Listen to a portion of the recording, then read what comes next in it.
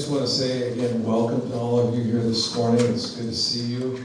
I'd like you to stand with me and just take a moment and just turn and greet each other. Make sure everyone here feels welcome.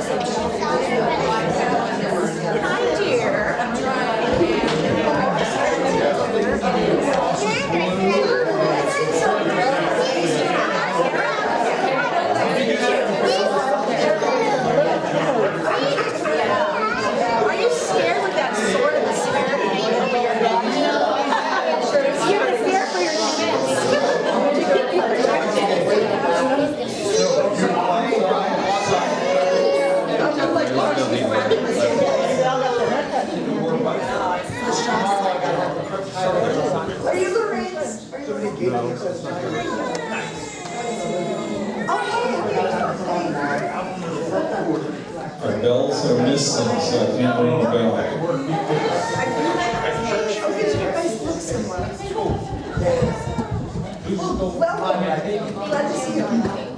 No, they made a trip to the office while we had a wedding here yesterday. So the rumor was we had a mariachi band here yesterday, but we didn't. The groomsmen looked like they were dressed like it, but we didn't have a mariachi band here at the church yesterday. Just a wedding. Every place I went yesterday, they were like, "What's going on over at the church? They're having some kind of services." Like, I go, I said, "There's something going on. I don't know." I thought you knew everything. I did too. Okay, you too. John chapter 20. Beginning reading in verse 1. And again, a happy Easter to you. Yeah. Now on the first day of the week, Mary Magdalene went to the tomb early, while it was still dark, saw that the stone had been taken away from the tomb. Then she ran, came to Simon Peter and to the other disciple whom Jesus loved, and said to them, "They have taken away the Lord out of the tomb, and we don't know where they have laid him." Peter therefore went out, and the other disciple, and were going to the tomb. So they both ran together, and the other disciple outran Peter and came to the tomb first. And he, stooping down and looking in, saw the linen cloths lying there. Yet he did not go in. Then Simon Peter came following him and went into the tomb, and he saw the linen cloths lying there, and the handkerchief that had been around his head, not lying with the linen cloths, but folded together in a place by itself. Then the other disciples who came to the tomb first went in also, and he saw and believed. For as yet they did not know the scripture that he must rise again from the dead. Then the disciples went away again to their own homes. I don't know about you, but I'm somebody that likes to sit and ponder things at times, and that's what I did here about Easter. So many thoughts going through my mind. Going from the 3 years of Jesus' ministry here on earth all the way to his death and resurrection. And then you can't think of Easter without thinking of the triumphal entry into Jerusalem. Another item, Judas betraying Jesus. And then there's Peter. How Peter said that he would never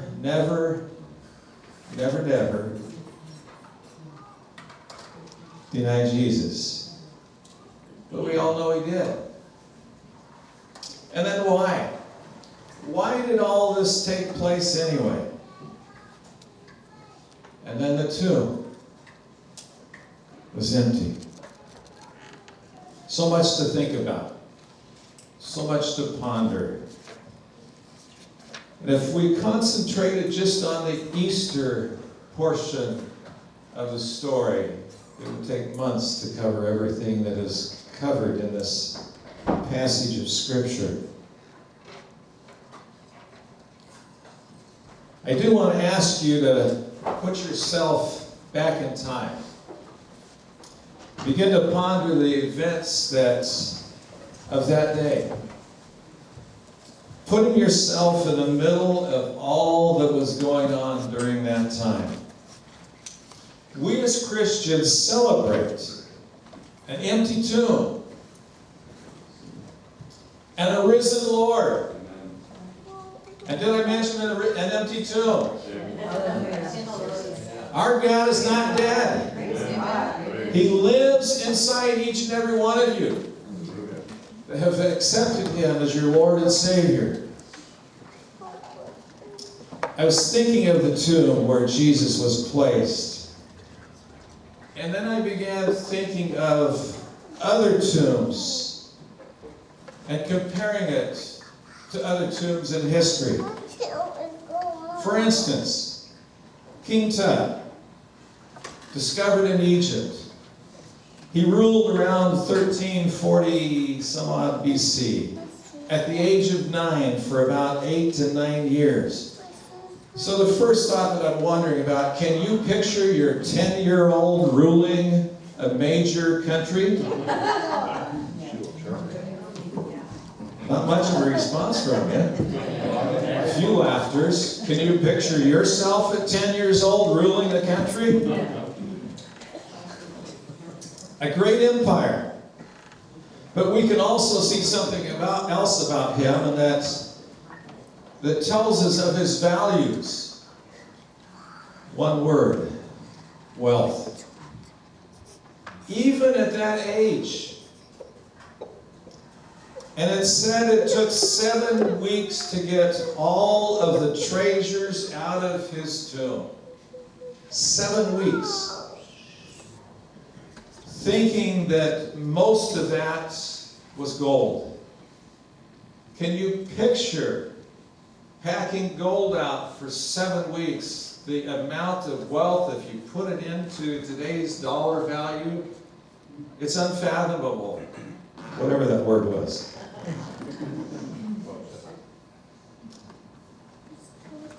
The pyramids of Egypt are famous because they contain the mummified bodies of ancient Egyptian kings. They were also known for having a lot of treasures buried with them. Muhammad's tomb is noted for the granite stone coffin and the bones it contains. Did you catch on to that? The words, the bones it contained? And now compare those tombs to the tomb of Jesus. The tomb of Jesus is famous because it is what? Empty. The tomb of Jesus is famous because it was empty. This was the fulfillment of countless prophecies regarding the Messiah. David wrote a description of the Messiah's crucifixion 1,000 years before Jesus was born. And 600 years before the Persians invented this method of execution. By the time Jesus was condemned to die on the cross, the Romans had perfected what is described as the most painful method of death that a man could experience. The word crucifixion originates from the word excruciating, which means, agonizing. Let's go back to the tomb for a minute. Did I mention that it was empty? How could that be? The Romans were fearful that someone would try to steal his body. So extra soldiers were put into place to guard the tomb, and the Romans sealed the tomb. Even so, when the disciples ran to the tomb, when Mary and the other woman went to the tomb, they all found the stone had been rolled away. And the tomb was Empty. You're with it now. If there was any doubt in your mind that Jesus was raised from the dead, we can look at 1 Corinthians chapter 15, where Paul was speaking. He said, referring to Jesus, that he was seen by Cephas, and then the 12. And after that, he was seen by over 500 brethren at once. Can you picture 12 people trying to tell a story and then keep a secret for any amount of time? Never happened. And then all to come back and have the same story? No. If each one testified to the fact for just 6 minutes from that 500, that would be at least 50 hours of eyewitness testimony. Many of you have heard of the man by the name of Josh McDowell, a man who set out to disprove Christianity. He was asked, why can't you refute Christianity? His response, for the simple reason, the resurrection of Jesus Christ. He said after more than 700 hours of studying and investigating, the evidence only led him to God. A gentleman by the name of Dr. Frank Morrison, a lawyer who had been brought up in a rationalistic society environment, had come to the opinion that the resurrection was nothing but a fairy tale, happy ending, which spoiled the matchless story of Jesus. He felt that he owed it to himself and to others to write a book that would present the truth about Jesus and dispel the myth of the resurrection. Upon studying the facts, however, he too came to a different conclusion. The sheer weight of the evidence compelled him to conclude that Jesus actually did rise from the dead. The empty tomb tells us of God's ultimate power. It was the ultimate power over death that had to be revealed. God showed his ultimate power for an ultimate purpose, and that is for you and I. Luke chapter 19, verse 10 says, "For the Son of Man has come to seek and to save that which was lost." In Luke chapter 15, verse 4, it tells us of how if we had 100 sheep, one was lost, you would leave the 99 to find that one that was lost. That's what Jesus did for us. That's how much value Christ has on your life. Only the Master knows the true value of his children. I want to switch to another individual in this story. A man by the name of Peter. The story is found in Matthew chapter 26, and I want to read that beginning with verse 31 and reading to 35. It says, "Then Jesus said to them, 'All of you will be made to stumble because of me this night, for it is written, I will strike the shepherd, and the sheep of the flock will be scattered. But after I have been raised, I will go before you to Galilee.' Peter answered and said to him, 'Even if all were made to stumble because of you, I will never be made to stumble.'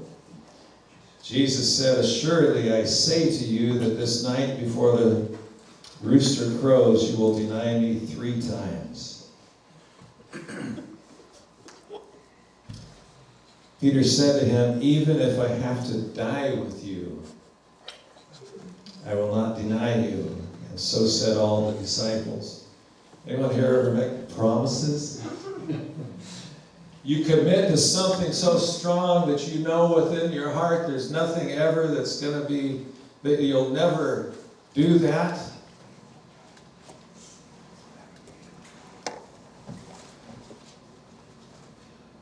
What is discussed is going to happen in a short time, and from the scripture. Jesus told Peter what was going to take place, and of course, no way was Peter going to agree with Jesus. And Jesus and the disciples left and went to pray at Gethsemane. Judas betrayed Jesus. The guards came and took him away. Now remember what Peter just said, just a short time earlier. And then it says Peter followed at a distance. He's in the courtyard of the high priest. Fire had been built. Servant girl was sitting around the fire and took a look at Peter and said, "This man was with him." Peter, of course, denied it. Peter's done some pretty stupid things in life, but I don't condemn Peter because I've done some pretty stupid things in life, and I'm not going to say you have, but I'm sure most of us have. Peter just made a promise to Jesus, and he broke his promise. Again, I'm sure we've all done that also. Here's what one person did. He was going to take the bar exam. He was really quite nervous, hadn't been in contact with God for quite some time. he decided to pray. God, I know we haven't been talking much lately, but if you allow me to pass this exam, I promise things will change. I will live my life a lot differently. He passed the exam and never again thought of his promise to God. Now some of you would say, well, that's an attorney for you, but I'm not going to go there. Or you look in the rearview mirror, you see a cop car with his lights flashing. You begin to panic. It's coming up quick. You think he's going to pull you over. You're thinking of the story you're going to tell, and you say, oh, God, just help me. Help me. I'll honor you the rest of my life. I'll never do anything wrong again in my life. The car passes by. Don't have to worry about that promise now.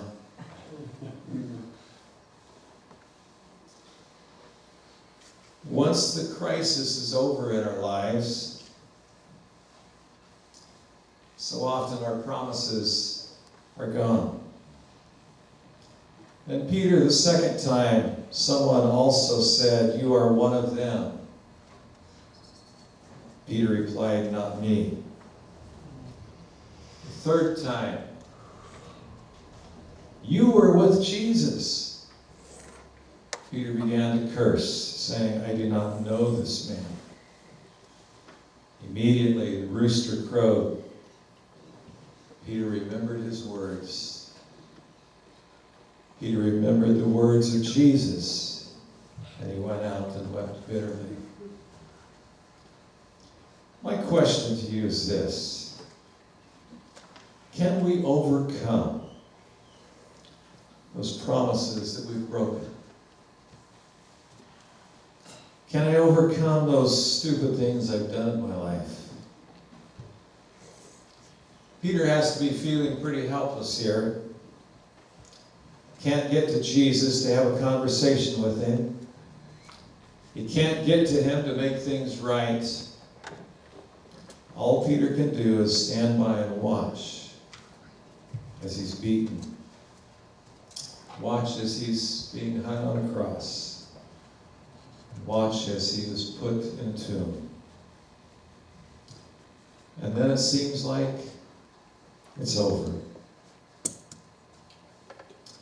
Mark chapter 16, verses 6 and 7 says, But he said to them, do not be alarmed. You seek Jesus of Nazareth, who was crucified. He is risen. He is not here. See the place where they have laid him. But go tell his disciples and Peter.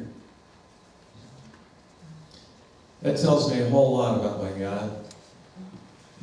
Peter screwed up something fierce. But the word was said, go tell his disciples, and he specifically mentioned Peter's name. And I said, thank you, God. It's the same to me as him saying, go tell Craig. Go tell Jesse. Go tell Don, Mike. God cares about you so much that he calls you by name. And just by that simple voice saying, go tell Peter, tells me he loves me. He cares about me. And that's those broken promises that we have made in the past. We don't have to live with them anymore. Like I said, we have all done that, so take that to mean God cares about us. Romans chapter 8, verse 31, it says, what then shall we say to these things? If God is for us. Can you finish that for me? Who can be against us? Amen. If God be for us, who can be against us? Whatever you face in life, doesn't matter what it is, You may feel like you're grasping at the last straw. You may feel like you're being overwhelmed with anything and everything that's facing you in your life. And the scripture says, if God be for us, who can be against us? Verse 35 says, who shall separate us from the love of Christ? Shall tribulation or distress or persecution or famine or nakedness or peril or sword? And then verse 37, yet in all these things we are more than conquerors through Christ who loved us. Now, if you haven't caught on to the love of Christ in this message this morning, I challenge you to go through it again. He loves you. He cares about you. He cares about what you go through. And he says, yet in all these things that we face in life, you are more than conquerors through him who loved us. We celebrate this Easter because Christ died on the cross to pay the price for our sins, for our broken promises. And the tomb is Empty. your little slow. The tomb is Empty. Amen. Amen. The tomb is empty to prove our Savior lives and to prove whatever we face in life now or to come, we are more than conquerors through him who loved us. Hallelujah. I'd like you to bow your heads just for a moment.